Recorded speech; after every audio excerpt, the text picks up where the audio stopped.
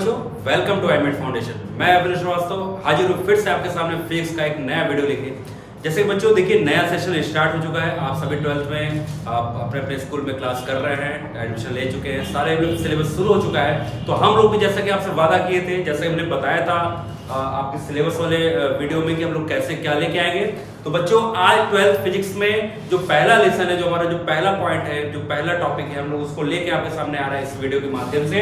तो बच्चों हर पिछले बार की तरह इस बार भी हमें आप प्यार दीजिए, हमारे वीडियो को शेयर कीजिए और अधिक से अधिक सब्सक्राइब कीजिए, है ना। तो जैसे बच्चों देखिए, हमने बात किया था कि हम पढ़ेंगे इलेक्ट्रोस्टैटिक, है ना। इलेक्ट्रोस्टैटिक में चार्ज के बारे में लोग पढ़ाई करते हैं। Electrostatic is a branch of physics, ठीक है, in which we study about the electric charge in rest, है ना।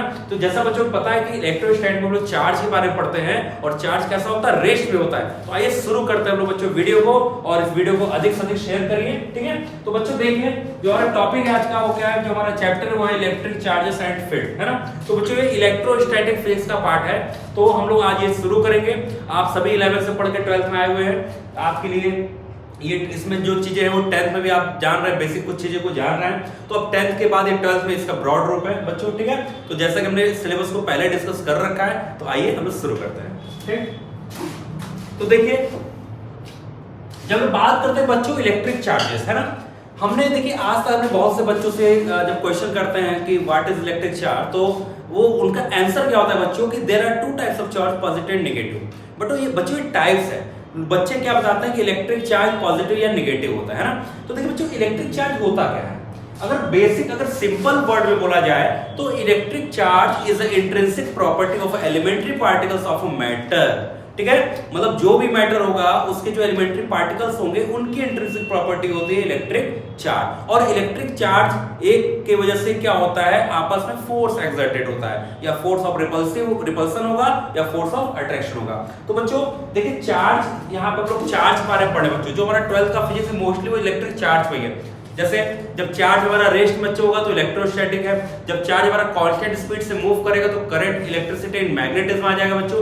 और जब वही चार्ज एक्सेलरेट करता है तो इलेक्ट्रोमैग्नेटिक वेव होता है बच्चों, है ना। तो आप लोग बच्चों 12th में आप लोग पहुंच चुके हैं। आप लोग अपने इस बार पूरे मेहनत से हमारे साथ लगे रहिए बच्चों। और ये हम लोग शुरुआत कर चुके हैं सभी विषय में, सभी सब्जेक्ट में। तो आज हमारा जो टॉपिक है वो इलेक्ट्रिक चार्ज, ठीक है। आइए थोड़ा सा इसको देखते हैं क्या लिखा हुआ है। तो बच्चों देखिए, लिखा हुआ है the physical property of a matter that causes it to experience a force which placed in an electromagnetic field is called electric charge. बच्चों अभी इलेक्ट्रोमैग्नेटिक फील्ड की बात आगे करेंगे हम लोग, थोड़ा इलेक्ट्रिक फील्ड और मैग्नेटिक फील्ड अभी जब शुरुआत करेंगे, अभी आगे जब पढ़ेंगे। तो अभी बात करते हैं बच्चों, देखिए यहाँ पे लिखा है कि फिजिकल प्रॉपर्टी होती है मैटर की, जब उसको किसी हम लोग इलेक्ट्रिक फील्ड में या इलेक्ट्रोमैग्नेटिक फील्ड में जब उसको रखते हैं तो उस पर एक फोर्स एक्सर्ट होता है due to the charge, cause of charge, है ना। तो एक क्या है, चार्ज एक तरह से एक प्रॉपर्टी है, फिजिकल प्रॉपर्टी बच्चों, है ना। उसके आगे देखिए लिखा है कि electric charge is a characteristics that accompanies fundamental particles. तो बच्चों मैंने भी बोला था कि electric charge is a intrinsic property of elementary particle या फंडामेंटल पार्टिकल। तो हमें बच्चों जैसे पता है कि हमारे जो एलिमेंट्री पार्टिकल्स होते हैं बच्चों, सॉरी, देखिए हमें पता है बच्चों, कोई भी मैटर हो उसका जो सबसे जो बेसिक जो स्ट्रक्चर होता है बच्चों वो एटॉमिक स्ट्रक्चर होता है, एटम होता है ना। एटम्स के अंदर क्या होता है बच्चों, न्यूक्लियस होता है, और उसके रिवॉल्व अराउंड, जो न्यूक्लियस के अराउंड जो रिवॉल्व करता है वो होता है इलेक्ट्रॉन। तो बच्चों हम जैसे बात कर रहे हैं कि जो इलेक्ट्रिक चार्ज वो इंट्रिंसिक प्रॉपर्टी है किसका, एलिमेंट्री पार्टिकल्स का, like electron, proton and neutron. जैसा हमें पता है कि बच्चों इलेक्ट्रॉन पे नेगेटिव चार्ज होता है, प्रोटॉन पे पॉजिटिव एंड न्यूट्रॉन न्यूट्रल होता है। तो यहाँ पे देखिए, according to William Gilbert, charge is something possessed by material object that makes it possible for them to exert electrical force and respond to the electrical force, हाँ, electric charge है scalar quantity. बच्चों देखिए, electric charge हम लोग बच्चों small q से दिखाते हैं, ये एक हमारा स्केलर क्वांटिटी है, ठीक है। ये हमें दो टाइप के होते हैं बच्चों, या तो होगा पॉजिटिव और एक होता है निगेटिव। सेम चार्ज मतलब सेम पॉजिटिव चार्ज एक दूसरे को रिपेल करेंगे, नेगेटिव चार्ज भी एक दूसरे को रिपेल करेंगे, बट जब पॉजिटिव नेगेटिव अपोजिट चार्ज होते हैं तो एक दूसरे पे अट्रैक्शन का फोर्स लगाते हैं ना। तो आपको डायग्राम बच्चों दिख रहा है, यहाँ पे देखिए पॉजिटिव चार्ज को दिखाया गया है ब्लू ए, और ये वाला नेगेटिव चार्ज है बच्चों। और आपको यहाँ पे देखिए लाइंस दिख रही होंगी, ब्लू लाइंस, जो हमको बोलते हैं इलेक्ट्रिक फील्ड लाइन। अब इसको आगे डिस्कस करेंगे। और यहाँ पे देखिए जो इलेक्ट्रिक फील्ड लाइन है पॉजिटिव चार्ज से आउटवर्ड है बच्चों, पॉजिटिव चार्ज से बाहर को निकल रहा है, और नेगेटिव चार्ज में क्या है, इनवर्ट है बच्चों। ठीक, तो मतलब कि ये पॉजिटिव चार्ज से स्टार्ट होगा और नेगेटिव चार्ज पे जाके ये ठीक है खत्म हो जाएगा, मतलब एक इलेक्ट्रिक फील्ड लाइन जो होता है। तो बच्चों ये था हमारा इलेक्ट्रिक चार्ज। तो सिंपल सी बात है बच्चों, इलेक्ट्रिक चार्ज क्या होता है, intrinsic property of elementary particle of a matter. तो इसमें क्या होगा, जब भी इस मैटर को किसी भी फील्ड में, इलेक्ट्रिक फील्ड में या इलेक्ट्रोमैग्नेटिक फील्ड में हम जब प्लेस करेंगे तो उस पर एक फोर्स एक्सपीरियंस होता है। किसकी वजह से, इलेक्ट्रिक चार्ज की वजह से। बच्चों जैसे हमारे हाथ में पेन है, तो ये भी क्या है, देखिए एक इंसुलेटर है। अगर वो देखा जाए कि मटेरियल को अगर हम लोग डिवाइड करें, क्लासिफिकेशन मटेरियल करें, तो कंडक्टर होता है, इंसुलेटर होता है, सेमीकंडक्टर होता है ना। कंडक्टिविटी के अकॉर्डिंग उसको हम लोग क्लासिफाई कर रहे हैं। तो बच्चों ये है इंसुलेटर। अगर पूछा जाए कि क्या इसमें चार्ज है, तो आप बोलोगे सर ये तो इंसुलेटर चार्ज नहीं, ऐसा नहीं है। इसमें चार्ज क्या है, नेट चार्ज हमारा जीरो है, मतलब न्यूट्रल है ये पूरा। इसमें जहां भी देखिए जो भी मास होगा उसके साथ चार्ज जरूर एसोसिएट होता है ना। तो आगे बढ़ते हैं बच्चों। तो आप आई होप कि आपको चार्ज के बारे में क्लियर हो गई बातें। जो बच्चों देखिए 11th में जो चीजें पढ़े वो मैकेनिक्स का पार्ट था, उसमें हम लोग सिर्फ एसएचएम पढ़े, वो सारी चीजें कुछ एकदम अलग थी, और ये 12th का फिजिक्स एकदम अलग है। तो बट ये चार्ज हमारा बच्चों बहुत ही बेसिक एक टॉपिक है और बहुत बड़ा रोल प्ले करता है। तो आपको एकदम समझना होगा, ये शुरुआत है और यही से आप हमारे साथ समझते रहिए बच्चों। आइए तो देखिए अभी हमने बताया था there are two types of charge, two kinds of charge such as positive charge and negative charge. जैसे हमने बताया था बच्चों कि हमारा एक होता है पॉजिटिव चार्ज, एक होता है negative charge. Same charge repel to each other, मतलब अगर सेम चार्ज होंगे बच्चों तो एक दूसरे पे फोर्स ऑफ रिपल्सन लगाएंगे, मतलब ये चार्ज इस वाले पे इधर की ओर फोर्स लगाएगा और ये चार्ज इस वाले पे इधर की ओर फोर्स लगाएगा, है ना। तो ये फोर्स ऑफ कैसा लगा रहा है, रिपल्सिव फोर्स लगा रहा है। और जब अपोजिट चार्ज होंगे बच्चों तो एक दूसरे को अट्रैक्ट करेंगे, है ना। बाकी आप समझ रहे हो अट्रैक्शन और रिपल्सन की बात, ठीक है।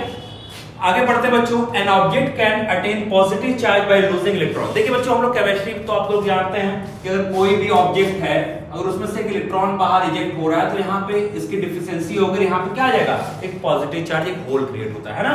तो यहाँ लिखा है बच्चों कि an object can attain positive charge, मतलब किसी ऑब्जेक्ट पे पॉजिटिव चार्ज कब आएगा, जब बच्चों ये लूज करेगा इलेक्ट्रॉन, मतलब क्या करेगा, इलेक्ट्रॉन को लूज करेगा। इलेक्ट्रॉन अगर इजेक्ट करेगा तो वहां पे क्या आ जाएगा, पॉजिटिव चार्ज आ जाएगा। और जो ऑब्जेक्ट इस इलेक्ट्रॉन को गेन करेगा बच्चों उस पे क्या आ जाएगा, नेगेटिव चार्ज आ जाएगा। बात समझ आ रहा है आपको। जैसे देखिए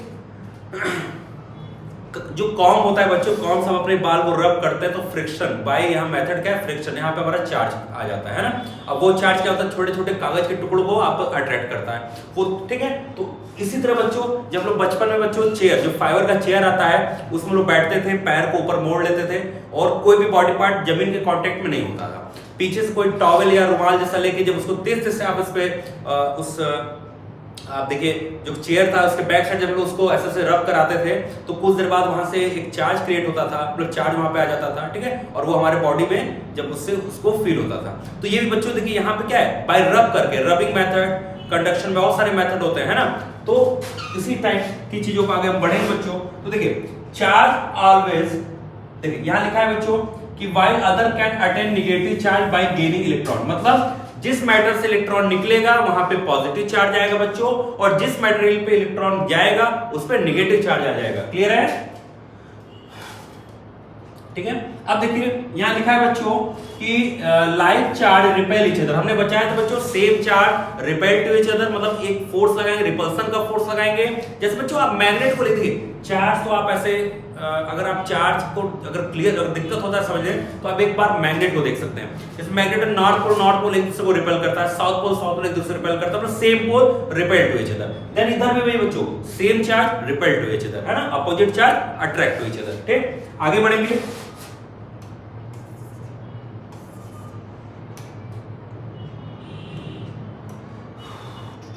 ठीक है, charge always reside on the surface of the charge conducting object. देखिए बच्चों एक चीज और आपको ध्यान रखना, देखिए यहाँ पे जो चार्ज के बारे में चीजें बताई जा रही है बच्चों, उसको एकदम आप पकड़ के रखिए, अपने ब्रेन में रखिए हमेशा, क्योंकि यही बेसिक चीज है जो आपको आगे यूज होंगी। तो चार्ज किसी भी ऑब्जेक्ट के सरफेस पे होता है बच्चों। देखिए क्या लिखा है, charges always reside on the surface of the charge conducting object, an object can be charged by different methods like friction, conduction and induction। मतलब आप लोग किसी बॉडी को चार्ज कर सकते हैं बाय मेथड कौन सा, फ्रिक्शन, कंडक्शन एंड इंडक्शन। जो हम ऐसे रब करते हैं ये भी फ्रिक्शन ही है ना। Charges can be added and subtracted as a number. तो बच्चों चार्ज हम लोग ऐड और सब्ट्रैक्ट करते हैं एज ए नंबर, जैसे अलजेब्रा में करते हैं। ठीक बच्चों, तो बेसिकली आपके चार्ज के बारे में आपको यहाँ पे बात कर लिया। आप इसको एक बार फिर से एकदम अच्छे से समझ लीजिए बच्चों। ठीक है, आगे बढ़ते हैं। देखिए यहाँ पे हमने कॉम वाला एक एग्जांपल दिया था बच्चों, यहाँ पे क्वेश्चन भी आ गया है ना। तो एक मिनट, तो बच्चों यहाँ पे देखिए चार्ज के बारे में और बेसिक कुछ हम जानकारी आपको देंगे। देखिए हमने यहाँ चार्ज को जाना, देखिए पहले इसको मैं डिटेल में आपको बता देता हूँ। लिखा हुआ है, a comb run through one's hair attracts small bits of paper, what happens if the hairs are wet और it is a rainy day. Clear है बच्चों? देखिए आप ये जैसे मेरा इस समय हेयर ये ड्राई हेयर है बच्चों, अभी मैं बारिश में जाऊंगा तो मेरा हेयर क्या हो जाएगा, वो वेट हो जाएगा, भीग जाएगा। तो कहने का मतलब है कि एक कॉम जो है वो रन थ्रू वंस हेयर, मतलब एक कॉम को किसी के हेयर पे रन कराते हैं तो वो छोटे छोटे स्मॉल बिट्स ऑफ पेपर को अट्रैक्ट करता है। क्लियर है? तो मतलब हमने बताया बच्चों, जब हम लोग इसको इस हेयर पे जब रब कर रहे हैं बच्चों, तो क्या हो रहा है, हमारे जो हेयर से इलेक्ट्रॉन आ जा रहा है इस कॉम पे, मान लीजिए कॉम है और यहाँ पे हेयर पे पॉजिटिव चार्ज आ जाएगा और इस कॉम पे नेगेटिव चार्ज। अब ये क्या करेगा, छोटे छोटे कागज के टुकड़ों को अट्रैक्ट करेगा। तो इसमें जो बच्चों ये चार्ज जो हुआ, ये पार्टिकल, ये जो हमारा ये चार्ज जो हुआ, कैसे हुआ, बाय फ्रिक्शन, हमने रब किया। क्लियर है? तो जब पूछ रहा है what happened if the hair are wet out is a rainy day, कहने का मतलब ये कि अगर बाल भीगा हो या बारिश का समय हो तो क्या होगा। तो बच्चों अगर बाल भीगा होगा या बारिश का समय होगा, रेनी सीजन होगा, तो जब कॉम को इस पर रब करेंगे बच्चों तो फ्रिक्शन बहुत कम हो जाएगा। आपको पता है ना फ्रिक्शन फोर्स, आपने 11th पढ़ा होगा, तो फ्रिक्शन बहुत कम हो जाएगा जिसकी वजह से यहाँ पे चार्ज ये नहीं हो पाएगा, है ना। तो ये छोटे छोटे बिट ऑफ पेपर को अट्रैक्ट ना के बराबर करेगा, हल्का फुल्का चार्ज आ सकता है। ठीक है, तो इसका देखिए एक्सप्लेनेशन क्या है बच्चों, यहाँ दिया हुआ है, if the hairs are wet or it is a rainy day, then the friction between the hair and the comb reduces, the comb does not get charged and it will not attract small bits of paper। ठीक है, कोई रब नहीं होगा, friction नहीं है, रब तो वहां रब नहीं होगा बच्चों, तो उस वजह से यहाँ पे कोई चार्ज नहीं आएगा। अगर कोई चार्ज नहीं आएगा तो उस पेपर को वो नहीं अट्रैक्ट करेगा। क्लियर है बात? तो ये उसका रीजन था। ठीक है, अब बच्चों जैसे हम बता रहे हैं कि देखिए जो इलेक्ट्रिक चार्ज होता है बच्चों, देखिए इलेक्ट्रिक चार्ज बच्चों, इलेक्ट्रिक चार्ज को हम लोग डिनोट करते हैं स्मॉल क्यू से, कहीं कहीं कैपिटल क्यू भी होता है। इसका जो यूनिट होता है एसआई यूनिट कूलम होता है। ठीक है, और जो सीजीएस यूनिट होता है बच्चों ईएसयू, इलेक्ट्रोस्टैटिक यूनिट, इसको हम लोग बोलते हैं सीजीएस। क्लियर है? तो 1 कूलम में बच्चों, 1 कूलम चार्ज में 3 × 10⁹ ESU, मतलब ये उसके SI यूनिट और सीजीएस यूनिट का रिलेशन है बच्चों, है ना। 1 कूलम में कितने इसके सीजीएस यूनिट होंगे। क्लियर है बात? ठीक है, तो बच्चों ये हमारा था। अब चार्ज के टाइप्स आप देख लिए, आगे बढ़ते हैं बच्चों।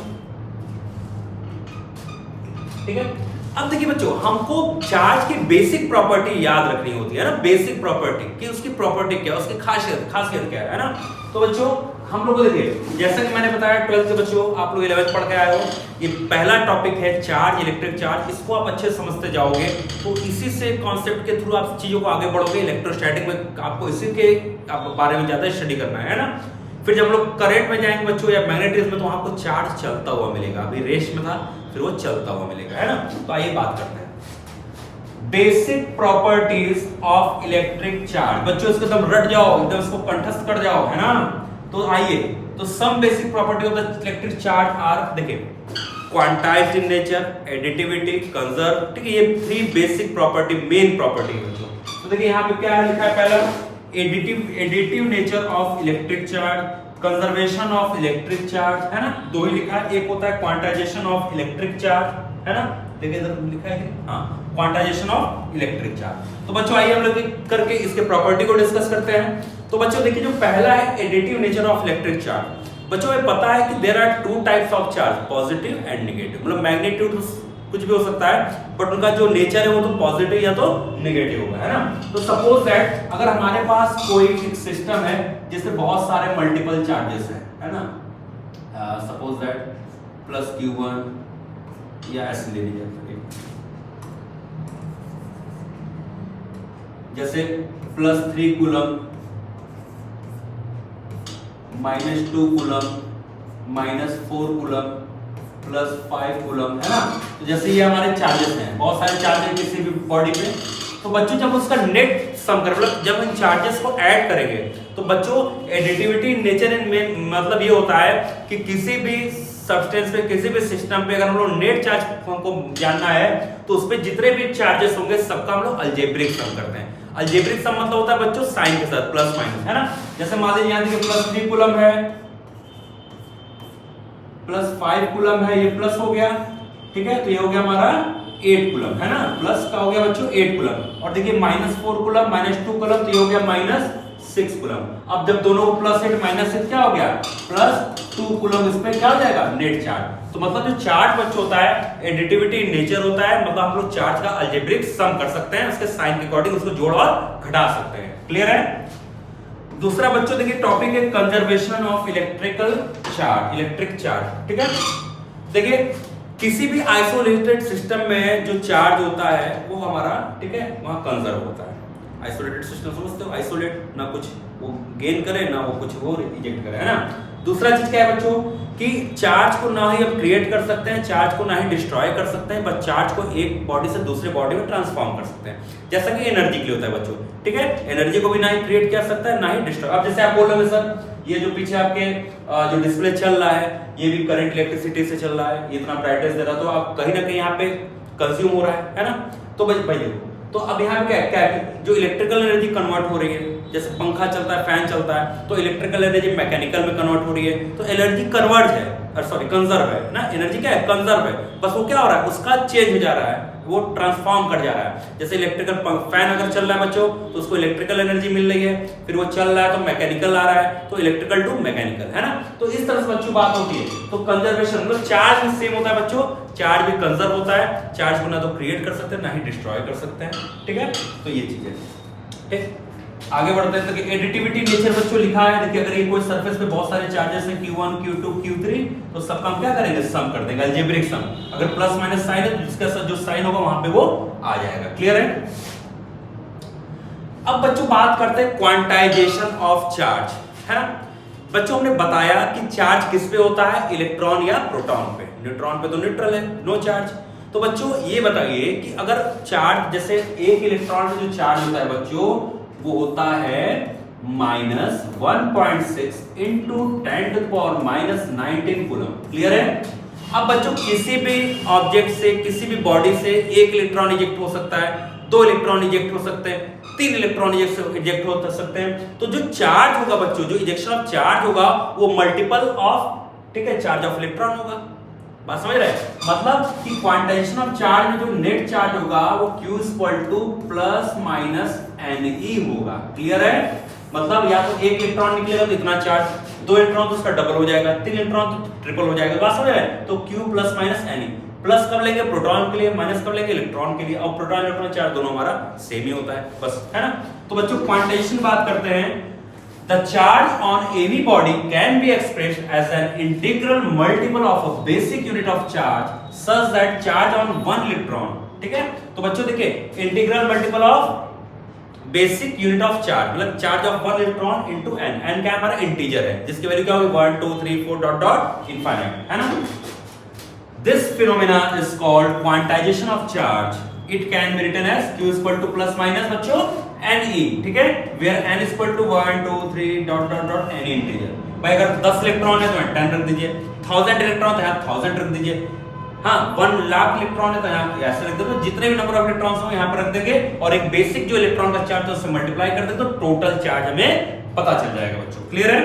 The SI unit of charge is called Coulomb's and denoted by C, है ना, एंड इट्स वैल्यू इलेक्ट्रॉन की देखिए चार्ज की वैल्यू दी है बच्चों, तो ये होता है हमारा इलेक्ट्रॉन चार्ज, जो मैंने आपको बता दिया है। तो बच्चों बेसिक आपको समझ में आया होगा कि चार्ज क्या होता है, ठीक है, चार्ज की बेसिक प्रॉपर्टीज क्या होती है, उसकी यूनिट क्या होती है, तो ये सब चीजें आपको यहाँ पर डिस्कस कर ली है बच्चों, है ना। तो आप इस चीज को आपको हमेशा ब्रेन में अपने माइंड में रखना है बच्चों, एक भी चीज में भूलना नहीं, ना इसकी प्रॉपर्टी भूलनी है ना इसका यूनिट भूलना है, ठीक है। तो आगे चलते हैं।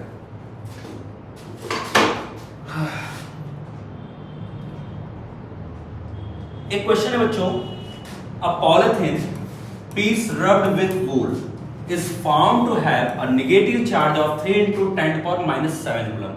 मतलब एक पीस ऑफ पॉलिथीन को हम लोग रब कर रहे हैं एक वूल से ना, ठीक है, रब कर रहे हैं, ऊन से रब कर रहे हैं, तो उसमें क्या हो रहा है, एक नेगेटिव चार्ज क्रिएट हो रहा है 3 into 10 to power minus 7।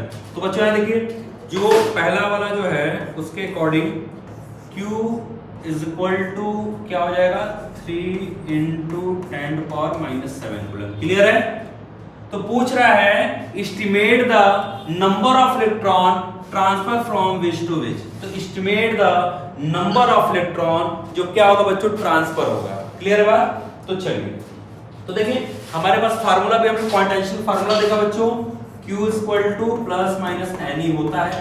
तो n क्या है, नंबर ऑफ इलेक्ट्रॉन्स है, तो n इक्वल टू बच्चों क्या करेंगे, Q बाई E। तो इसी बच्चों फार्मूला, इसी पे हम जो वैल्यू पुट करेंगे, Q की वैल्यू हमारे पास ये है, E की वैल्यू हमको पता है, तो ये कैलकुलेट हो जाएगा ना। तो देखिए इसके आगे, तो यहाँ बच्चों आपको दिख रहा होगा कि Q की वैल्यू दी हुई है, नेगेटिव चार्ज है, माइनस यहाँ लिख दिए, इलेक्ट्रॉन पे चार्ज कितना है बच्चों, ठीक, ये पता है हमें। तो नंबर ऑफ, देखिए फार्मूला हमने भी लिखा था, तो इस फार्मूले वैल्यू हम लोग पुट कर देंगे, कैलकुलेट करके आ गया ये।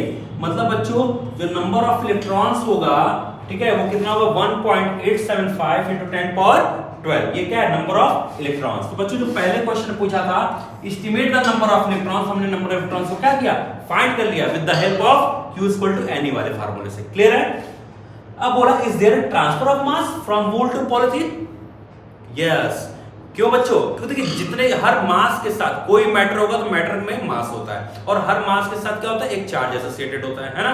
तो बच्चों जब यहाँ चार्ज ट्रांसफर होगा, मतलब कुछ मास भी ट्रांसफर हो रहा है, तो हमें एक इलेक्ट्रॉन का मास बच्चों पता है, तो टोटल नंबर ऑफ इलेक्ट्रॉन कितना हमारे पास हो रहे हैं बच्चों, ये पास हो रहे हैं। तो अगर आपको एक इलेक्ट्रॉन, ये नंबर ऑफ इलेक्ट्रॉन इतने हैं बच्चों, और एक इलेक्ट्रॉन का मास अगर हमको पता हो, तो दोनों का अगर मल्टीप्लाई कर दे तो हमको टोटल मास पता हो जाएगा। ठीक है, तो यहाँ लिखा है बच्चों, देखिए yes there is an transfer of mass from wool to polythene.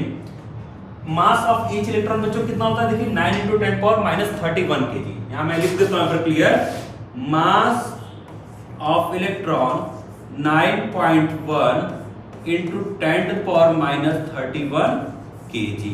ठीक है, अब कितने नंबर ऑफ इलेक्ट्रॉन है बच्चों, ये, तो हम दोनों का क्या कह देंगे, यहाँ पे मल्टीप्लाई हो गया बच्चों, जब मल्टीप्लाई करो तो ये आ जाएगा आपका टोटल मास, कितना मास ट्रांसफर होगा जब इतने इलेक्ट्रॉन ट्रांसफर होंगे बच्चों। क्लियर है, क्योंकि देखिए मास के साथ चार्ज एसोसिएटेड होता है। क्लियर है, आगे बढ़ते हैं। देखिए बच्चों एक एग्जांपल और है, a copper slab of mass 2 ग्राम। एक कॉपर स्लैब है जिसका टोटल मास है 2 ग्राम, कंटेन्स 2 into 10.22 एटम, मतलब इस 2 ग्राम में इतने एटम्स हैं बच्चों। The charge on the nucleus of each atom, देखिए ध्यान दीजिए, ईच एटम, हर प्रत्येक एटम पे जो चार्ज होगा वो 29 ही है। अब भैया देखिए कितने एटम है, इतने एटम है, और हर एक एटम पे कितना चार्ज है बच्चों, इतना चार्ज है। तो what fraction of the electrons must be removed from the sphere to give it a charge of +2 microcoulomb. ठीक है, तो पूछ रहे हैं बच्चों कि व्हाट फ्रैक्शन, क्या होगा fraction of the electron must be removed, कितना रिमूव्ड होगा, मतलब कितना टोटल इलेक्ट्रॉन है, कितना रिमूव्ड हो रहा है from the sphere to give it a charge of +2 microcoulomb. Clear है, मतलब स्फीयर से कितना इलेक्ट्रॉन को रिमूव करें कि इतना उस पे चार्ज आ जाए। हमें पता है प्लस कब होता है, जब इलेक्ट्रॉन इजेक्ट होता है। तो आइए बच्चों इसको देखते हैं। ठीक है, तो देखिए टोटल नंबर ऑफ इलेक्ट्रॉन बच्चों जैसा दिया था स्लैब में, तो टोटल देखिए ये था, ठीक है, ये हमारा था, ठीक है, देखिए यहां पे दिया था कि कंटेंट्स कितने इलेक्ट्रॉन, बच्चों एटम में 2 into 10 power 22। ठीक है, अब यहाँ पे देखिए जब 2 into 10 power 22 इतने यहाँ पे एटम्स है बच्चों, और एक एटम से इलेक्ट्रॉन जो है 29 है, तो टोटल नंबर ऑफ इलेक्ट्रॉन तो 29 into एटम से मल्टीप्लाई कर दिए।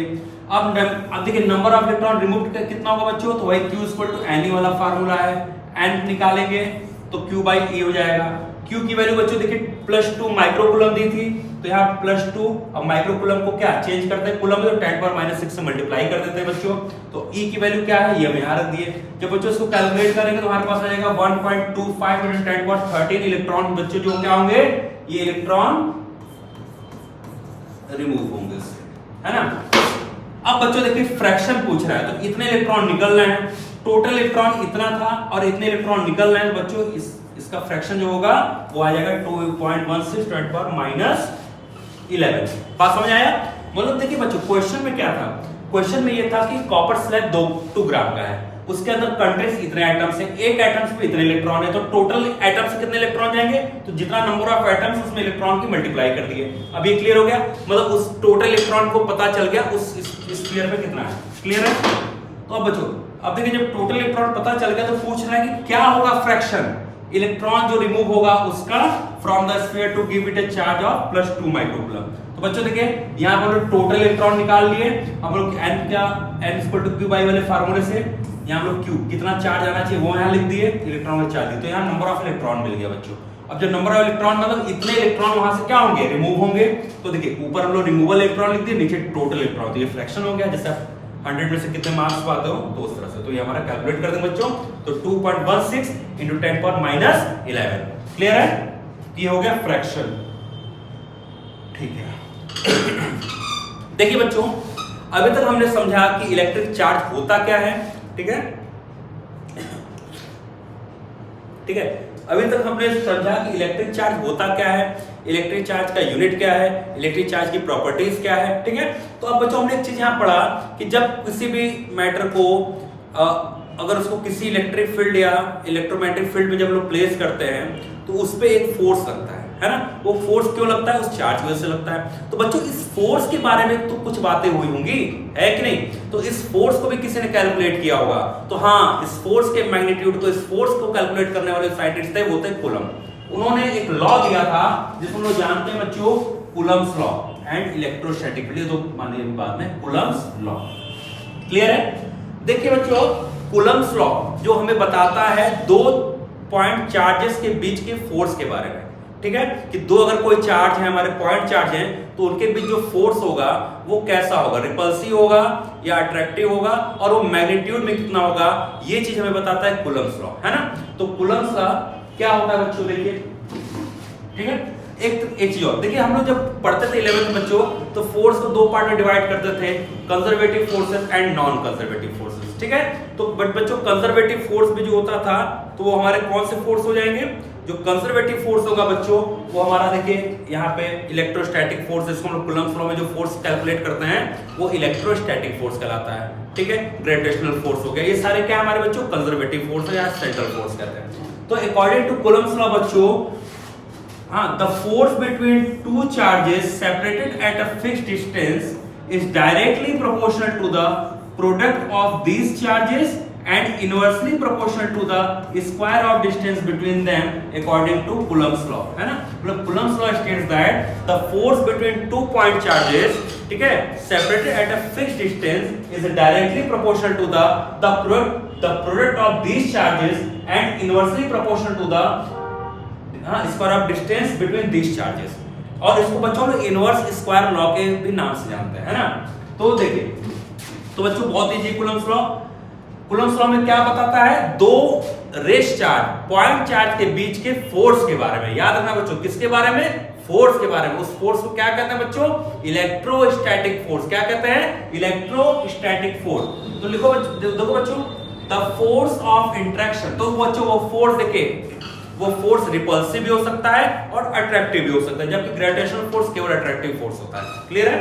तो द फोर्स ऑफ इंटरेक्शन मतलब अट्रैक्शन और repulsion between 2 stationary point charge, stationary मतलब rest point charge in vacuum is directly proportional to the product of the charges and inversely proportional to the square of distance between them. Mathematically electrostatic force, तो बच्चों इस force को लोग क्या बोलते हैं बच्चों, इलेक्ट्रोस्टैटिक फोर्स। तो मैथमेटिकली जब इसको लिखेंगे बच्चों तो ये क्या हो जाएगा, ये हो जाएगा F इक्वल टू इस डायरेक्टली प्रोपोर्शनल को हम लोग जब हटाएंगे तो यहाँ एक कांस्टेंट k ले लेंगे, k, ठीक है, q1 q2 upon r square. तो बच्चों ये हमारा हो गया फार्मूला। और यहाँ पे जो k होता है बच्चों, k की वैल्यू थी 1/4 पाई एप्सिलॉन नॉट, और जिसको हम लेते हैं 9 × 10⁹ न्यूटन, ठीक है, हाँ, न्यूटन मीटर स्क्वायर पर कूलम स्क्वायर। तो बच्चों यूनिट निकालना आपको पता है, हम अभी सब आपको बता देंगे, सब सिखा देंगे, है ना। तो देखिए, तो बच्चों एक चीज यहाँ पे आप देखिए, जो हमने यहाँ फार्मूला लिखा उसमें देखिए ये लिखा है 1/4 पाई एप्सिलॉन नॉट। इसकी जो बच्चों वैल्यू होती है वो होती है 9 × 10⁹। क्लियर है। तो बच्चों यहाँ पे एक आपको ये दिख रहा है पोर्शन एप्सिलॉन नॉट, ये क्या चीज है, ये आपको नई चीज दिख रही है। अभी 12th में आप आए हो, यहाँ पे पहली बार इसको देख रहे होगे, परमिटिविटी। इसको लोग क्या बोलते हैं बच्चों, epsilon naught is the permittivity for a vacuum या एयर। क्लियर है। अभी मैं सब एक एक करके डिस्कस करूंगा, सब आपको एक एक चीज क्लियर करूंगा बच्चों। आप कॉन्सेप्ट को क्लियर करिए, आप चीजों को समझते जाइए, आगे बढ़ते जाइए हमारे साथ, और हमारे चैनल को अधिक से अधिक शेयर करते जाइए, ठीक है। तो आप देखिए, परमिट करना, परमिटिविटी मतलब परमिट मतलब आज्ञा, कितना आप परमिट कर रहे हैं। जैसे बच्चों किसी भी टीचर के लिए जो क्लास होता है वो एक उसका एक फील्ड होता है, टीचिंग फील्ड होता है। उस टीचिंग, उसके अंदर जो भी स्टूडेंट्स बैठे हैं वो उस टीचर के परमिशन पे हैं। अगर टीचर बोलेगा जाओ तो वो जाएंगे, बोलेगा आओ तो टीचर पे डिपेंड कर रहा है वो किस स्टूडेंट्स को परमिट कर रहा है, किसको परमिट नहीं कर रहा है ना। वो अलग अलग, भाई अब अगर मैथ की क्लास है तो मैथ के बच्चे परमिट होंगे, बायो क्लास है तो बायो बच्चे बैठेंगे, है ना। तो ऐसे जनरल क्लास है तो सब बच्चे बैठेंगे। तो वो डिपेंड करता है मीडियम पे, मतलब क्या है, मतलब मेन। तो यहाँ पे बच्चों जो एप्सिलॉन नॉट है that is called permittivity, that is depend upon the medium, कि चार्ज हमारा किस मीडियम में प्लेस है, पहली चीज। दूसरी चीज बच्चों, अभी हमने शुरुआत में देखा था डायग्राम में, तो वहां पे कुछ लाइंस दिख रही थी जिसको हम लोग बोलते हैं electric field line of force. अभी इलेक्ट्रिक फील्ड की बात हम नहीं किए, करेंगे। तो देखिए, दो चार्ज के बीच बहुत सारे electric field lines of force होते हैं जो एक इमेजिनरी लाइन होते हैं। मैं इसको भी आगे क्लियर डिस्कस करूंगा, है ना। अच्छा एक एग्जांपल देते हैं। सब ये हमारा रूम है, इसमें एयर है, हम ऐसे ऐसे क्लैपिंग कर रहे हैं बच्चों, तो आवाज आ रही है। अगर मान लीजिए इसमें वाटर हो तो हम क्लैप करें तो नहीं होगा क्लैपिंग। क्यों? क्योंकि मीडियम बदल गया तो चीजें थोड़ी सी बदल गई, मैकेनिज्म बदल गया। तो सेम बच्चों वही बात करते हैं। अगर हम सपोज करिए कि हमारे पास कोई दो चार्ज हैं एयर में, तो बच्चों इनके भी जो फोर्स होगा वो कुछ अलग होगा। अब इसी दो चार्ज को हम वाटर के अंदर डिप कर देते हैं तो इनके बीच फोर्स चेंज हो जाएगा। क्यों चेंज जाएगा? क्योंकि ये वैल्यू चेंज हो जाएगी। ये क्या है? परमिटिविटी है। ये किस पे डिपेंड करती है? मीडियम पे। एयर से वाटर हो गया। और ये परमिटिविटी क्या दिखाता है कि वो मीडियम खुद से कितने electric field line of force को पास होने देगा, कितनी इलेक्ट्रिक फील्ड लाइन पास होंगी। सपोज करिए अगर दो चार्ज के बीच में 1000, 10,000, लाख, कुछ भी पॉसिबल, आप कुछ भी कर लीजिए कंसीडर। अगर दो चार्जेस के बीच में एयर में अगर मीडियम है तो उनके बीच में 1000 लाइन है, और उसी चार्ज को हम किसी लिक्विड में ड्रिप कर दें तो बच्चों मीडियम बदलने की वजह से वो लाइंस क्या हो जाएंगी? कम हो जाएंगी। कम भी हो सकती है, ज्यादा भी उसमें कम होंगी, क्योंकि वो डेंसर मीडियम है ना। तो इस केस में बच्चों क्या होगा? तो जब electric field line of force जब 1000 से कम हो जाएगी, मान लीजिए 600 हो गई, तो उनके बीच लगने वाला फोर्स में क्या होगा? चेंज होगा। तो that is called permittivity. Permittivity depends upon the medium, कि कोई मीडियम खुद से कितने electric field line of force को पास होने देगा, यही डिपेंड करता है परमिटिविटी पे। आई होप आपको समझ में आया होगा। ठीक है, तो बच्चों बात करते हैं। तो देखिए यहाँ लिखा हुआ है बच्चों कि हमारा देखिए एयर के लिए या वैक्यूम के लिए परमिटिविटी की वैल्यू है एप्सिलॉन नॉट 8.85 × 10⁻12। अभी यूनिट में आपको निकाल के फिर से दिखा दूंगा, है ना। तो बच्चों ये सारी चीजें यहाँ पे लिखी हुई है। अब देखिए ये हमारा फार्मूला मेन आ गया, हमने यहाँ पे रख दिया, पूरे कांस्टेंट की वैल्यू रख दी। तो देखिए बच्चों, अगर यहाँ पे चार्ज दोनों को 1 कूलम मान ले, इनके बीच का डिस्टेंस 1 मान ले, जो हमारा फोर्स आएगा वो किसके इक्वल आएगा? 9 × 10⁹ न्यूटन के। तो हम लोग बोल सकते हैं कि 1 coulomb is the charge there that when placed at a distance of 1 metre from another charge of same magnitude in vacuum experiences an electric force of repulsion of magnitude of 9 × 10⁹। मतलब अगर दो चार्ज सेम नेचर के हैं, positive या negative, और उनके जो उस पर चार्ज वो 1 कूलम का है, उनके बीच का डिस्टेंस 1 है, तो उनके बीच जो फोर्स ऑफ रिपल्सन बच्चों लगेगा वो किसके बराबर होगा? 9 × 10⁹ न्यूटन के। बात क्लियर है? ठीक है, तो आपको थोड़ा मैं दिखाता हूं एक चीज, थोड़ा कैसे यूज करना। देखिए देखिए हमारे पास जो फार्मूला है बच्चों F is equal to 1/4 pi epsilon naught Q1 Q2 upon R square. Clear है? देखिए इस 1/4 पाई एप्सिलॉन नॉट की जो वैल्यू होती है बच्चों 9 × 10 पावर 9। अब इसका यूनिट कैसे निकालेंगे बच्चों? तो ये है, बाकी चीजों को इधर भेज देंगे। तो देखिए इसका यूनिट निकालेंगे तो F R² upon Q square, मतलब चार्ज का स्क्वायर आ रहा है ना, तो उसका यूनिट क्या हो जाएगा? देखिए न्यूटन मीटर स्क्वायर पर कूलम स्क्वायर, तो इसका यूनिट हो गया बच्चों। अब आप सपोज देखो इसका यूनिट, तो बच्चों इसी का रेसिप्रोकल कर दो, तो जो परमिटिविटी का देखिए यहां से अगर इसको निकालें बच्चों इधर जाएगा, फोर्स नीचे आ जाएगा, तो जब जस्ट इसको उल्टा कर दे बच्चों कूलम स्क्वायर पर न्यूटन मीटर स्क्वायर, तो ये परमिटिविटी का हमारा हो जाएगा यूनिट। हाँ, तो यूनिट ऐसे निकलता है बच्चों। देखिए जितने भी वैल्यू बच्चों या कोई रिलेशन, कोई वैल्यू SI या इस तरह के कोई फार्मूले यूनिट हम लोग लिखते हैं बच्चों, तो आप लोग उसको एकदम हमेशा नोट डाउन करिए। देखिए आप जो पढ़ रहे हैं बच्चों, हम जो आपको पढ़ा रहे हैं, तो आपके एकेडमिक के साथ साथ कॉम्पिटिटिव को भी कवर कर रहे हैं। आप विश्वास करिएगा, आप पिछले पेपर को उठाए देखिएगा किसी भी CUET के, तो आपको चीजें मिलेंगी यहाँ से, कॉन्सेप्ट से मिलेगी, है ना, क्योंकि अब कॉन्सेप्चुअल चीजें जब होंगी तभी आप चीजों को समझ पाएंगे। अब एक चीज और बच्चों, अगर चार्ज का डायमेंशन लिखना हो, देखिए डायमेंशन हम सबका लिख सकते हैं बच्चों, सारे क्वांटिटी लिख सकते हैं। डायमेंशन आप चार्ज के लिखना हो बच्चों, तो देखिए I इक्वल टू क्या होता है बच्चों? Q/T। Q इक्वल टू क्या हो गया बच्चों? IT। तो देखिए I मतलब एम्पियर, T मतलब सॉरी T मतलब टाइम। तो चार्ज का डायमेंशन फार्मूला बच्चों क्या हो गया? AT। सॉरी, ठीक है, तो चार्ज का डायमेंशन फार्मूला क्या हो गया बच्चों? AT, है ना। आप इस तरह इसका डायमेंशन निकाल सकते हैं बच्चों, तो इसका डायमेंशन निकालेंगे, देखिए K का डायमेंशन, देखिए ये पूरा हमारा क्या है? K है, डाइलेक्ट्रिक कांस्टेंट भी इसको बोलते हैं बच्चों। तो देखिए अगर हम बात करें बच्चों, तो अगर इस पूरे की अगर यूनिट निकाले तो क्या हो जाएगा? FR² अपॉन Q स्क्वायर, ठीक है। अगर हम डायमेंशन बच्चों लिख दें, तो देखिए फोर्स का होता है MLT-2, R मतलब लेंथ हो गया L2, ठीक है, इसको मैं इरेज करो नीचे वाला। हम किसका डायमेंशन निकाले बच्चों? K का, इस पूरे का, है ना, ठीक है। अपॉन चार्ज का हमने भी निकाला बच्चों AT, है ना, A2T2 लिख देते क्योंकि पावर 2 है। अब बच्चों देखिए, अब इसको लिखेंगे तो लिख देंगे M, यहाँ देखिए एक L है, यहाँ पे 2L है, तो L टू द पावर 3 हो जाएगा। यहाँ देखिए T पर -2 बच्चों, ये ऊपर जाएगा, ये माइनस हो जाएगा, T पर या A को पहले लिख देते हैं। तो देखो देखिए A वाला है बच्चों, तो ये A ऊपर जाएगा, तो A टू द पावर -2 हो जाएगा, ठीक है, और ये T जाएगा ऊपर, तो ये T2 था ऑलरेडी, ऊपर जाएगा -2 हो जाएगा, और ये -2 ऑलरेडी है यहाँ पे बच्चों, तो T टू पावर -4 हो जाएगा। थोड़ा चलने में दिक्कत हो रहा है ना। तो ये हमारा बच्चों का डायमेंशन किसका? इसके का।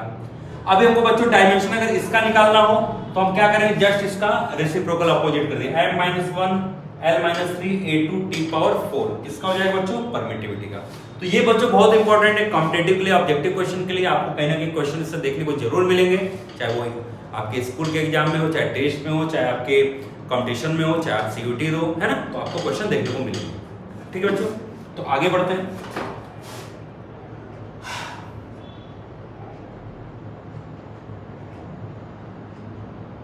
ठीक है, तो बच्चों आगे बढ़ते हैं। अब देखिए यहाँ पे एब्सोल्यूट परमिटिविटी ऑफ मीडियम या डाइलेक्ट्रिक कांस्टेंट की बात हो रही है ना। तो देखिए हम परमिटिविटी की बात किए बच्चों, यहाँ आपको रिलेटिव परमिटिविटी भी निकालना होता है बच्चों। तो देखिए ये हमारा क्या है बच्चों? ये है रिलेटिव परमिटिविटी। कैसे निकला? अगर हम सपोज करते हैं कोई दो चार्ज हमारे वैक्यूम या एयर में है, तो उनके लिए जो हम फार्मूला लिखेंगे बच्चों, वो लिखेंगे 1/4 पाई एप्सिलॉन नॉट, मतलब सेम चार्ज है, Q²/R²। ये किसमें है बच्चों? एयर या वैक्यूम में। सेकंड हम इसीलिए फोर्स का फार्मूला लिखेंगे बच्चों, किसी मीडियम की बात करेंगे, तो ये देखिए हम बोले थे ना परमिटिविटी क्या डिपेंड करता है मीडियम पे। अगर एयर या कुछ और यूज करें तो उसको हम एप्सिलॉन नॉट या एप्सिलॉन लिखेंगे, और चार्ज भी सेम है और ये भी सेम है। अब ये बच्चों इन दोनों का रेशियो निकालना है, डिवाइड कर देंगे। डिवाइड करेंगे बच्चों, ये देखिए ये कैंसिल होगा, बस ये पूरा कैंसिल हो जाएगा, तो एप्सिलॉन ऊपर चला जाएगा, ये देखिए, और एप्सिलॉन नॉट नीचे आ जाएगा। तो बच्चों यही जो बनता है ये रिलेटिव परमिटिविटी होता है। देखिए ये क्या है हमारे बच्चों, रिलेटिव परमिटिविटी है ना। तो the force between two charges Q and Q2 located distance R apart in medium में भी एक्सप्रेस्ड है। तो ये हमको पता है बच्चों, मैंने वहां लिखा। तो देखिए हम जब इसको कैलकुलेट करेंगे तो इस तरह से हमारे पास रिलेटिव परमिटिविटी आएगा बच्चों, तो एप्सिलॉन अपॉन एप्सिलॉन नॉट। तो बच्चों यहां पे देखिए लिखा हुआ है, यहां पे लिखा है the ratio epsilon upon epsilon naught is defined is denoted by ER, है ना। ये देखिए relative permittivity which is called relative permittivity of the medium with respect to vacuum. देखिए ऊपर मीडियम, नीचे वैक्यूम के लिए बच्चों, तो वैक्यूम के रिस्पेक्ट में मीडियम को बताया जा रहा है। It also denoted by K, is called dielectric constant of the medium. It has no unit, तो भाई दोनों सेम चीज, यूनिट का कैंसिल आउट हो जाएगा। तो बच्चों ये हमारा एक रिलेशन यहाँ पे इस तरह से वो आया। तो आई होप आपको ये भी क्लियर होगा बच्चों, ठीक है। आगे बढ़ते हैं बच्चों।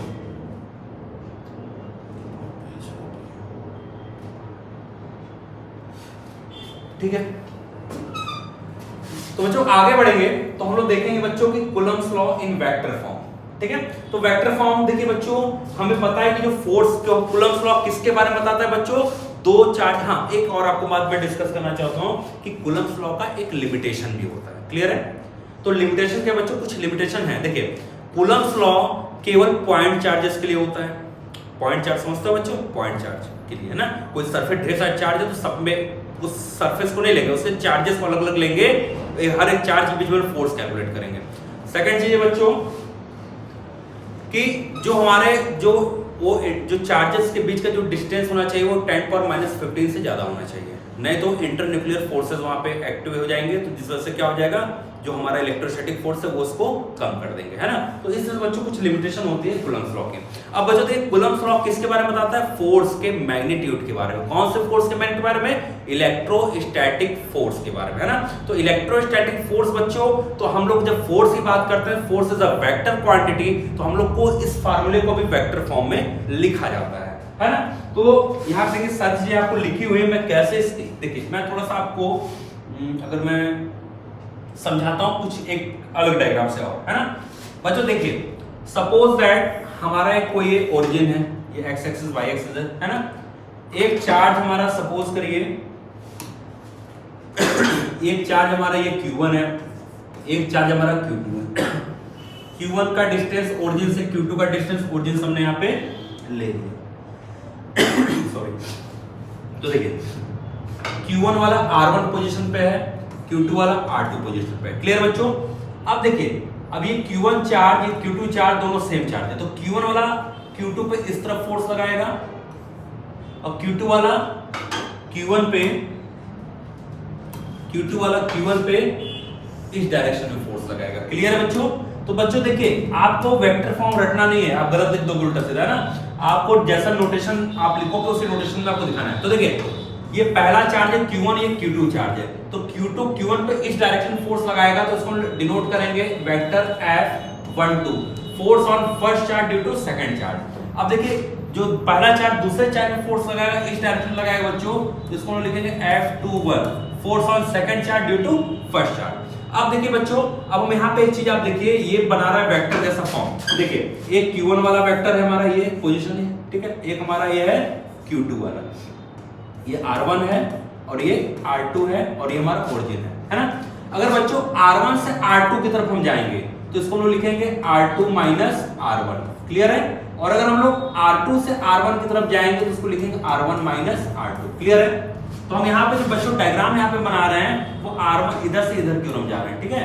तो इसको हम लोग लिखेंगे R2 माइनस R1 लिख दिए, ठीक। यहाँ पे इसको लिख सकते हैं R2,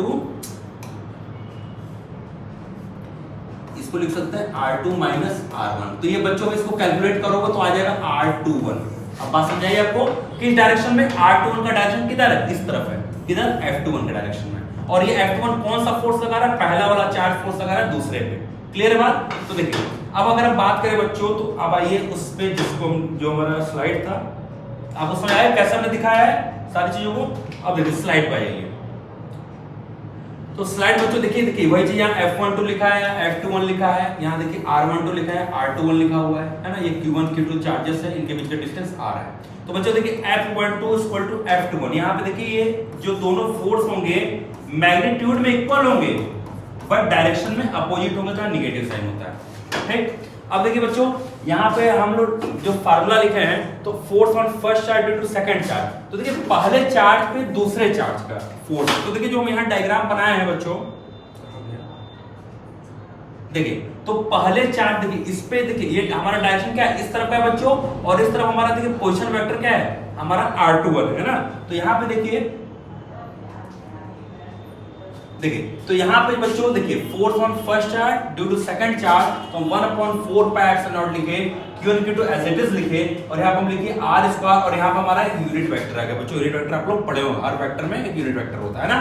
अब उसी तरह बच्चों F21 को लिख देंगे, तो F21 का डायरेक्शन क्या है, force on second charge due to first charge, है ना। तो उस केस में बच्चों देखिए यहाँ पे हम लिखेंगे, तो यहाँ पे आ जाएगा r12, क्लियर है। तो देखिए अगर हम इसको थोड़ा सा अगर अपने तरीके से हम लिख के दिखाएं आपको, देखिए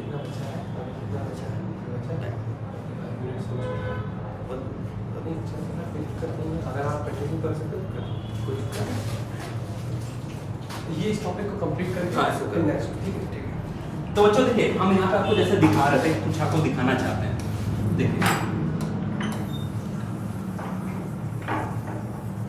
देखिए जैसे मैंने बोला था ना पोजीशन वेक्टर, आप देखिए कैसे हम लोग यहाँ पे लेते हैं। देखो वो जो बच्चों ये ना, इसमें आपको घबराना नहीं है। देखिए मैंने क्या किया, एक ये r1 वाला ले लिया, एक यहाँ पे हमने r2 को ले लिया, क्लियर है बच्चों, r2 और ये r1।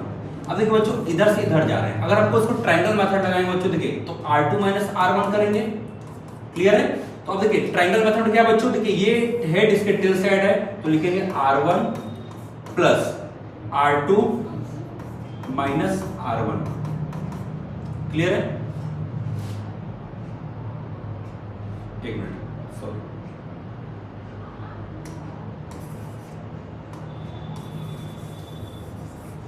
देखिए यहां क्या लिखे बच्चों, इसको हम लोग लिखते हैं, देखिए 1 से 2 पे जा रहे हैं बच्चों, इसको लिखेंगे r12, है ना, r12। तो देखिए तो r1 plus r12 is equal to, इसके बराबर हो जाएगा, दोनों अपोजिट होगा, तो बच्चों आ जाएगा r2 के। तो देखिए r12 इज इक्वल टू हमारे पास क्या हो गया बच्चों, r2 माइनस r1। मतलब समझ आया बच्चों, इस वाले पोर्शन को हम क्या लिख सकते हैं, r12, मतलब इस डायरेक्शन में, और ये क्या लिख सकते हैं, r2 माइनस r1। तो देखिए जो q2 चार्ज था उस पे फोर्स लगा था इधर बच्चों F21, तो F21 के लिए जो पोजीशन वेक्टर क्या है, r12। अब इधर जब हम आ रहे हैं तो बच्चों तो क्या लगा था, F12, इसके लिए पोजीशन वेक्टर को हम लिखेंगे r21, है ना। तो यही बात आपको बस याद रखना है बच्चों, जब हम लोग इस चीज को ऐसे लिखेंगे तो देखिए यहाँ पे क्या करना है बच्चों, यहाँ पे देखिए F12 वाले के साथ r21, यहाँ भी 21 हो जाएगा बच्चों, और यहाँ देखिए F21 के साथ 12, तो यहाँ भी 12 हो जाएगा। तो बच्चों यही हमारा कूलम्ब्स लॉ का वेक्टर फॉर्म है, ठीक है बच्चों। तो हमारे इस वीडियो को आप अधिक से अधिक शेयर कीजिए अपने दोस्तों में, और हमारे साथ ये शुरुआत है बच्चों, अभी आपको धीरे धीरे सारे वीडियो आपको मिलते जाएंगे सारे सब्जेक्ट के, तो हमारे साथ इसलिए जुड़े रहिए और हमारे इस वीडियो को अधिक से शेयर करते रहिए। मिलते हैं नेक्स्ट पार्ट में, थैंक यू सो मच।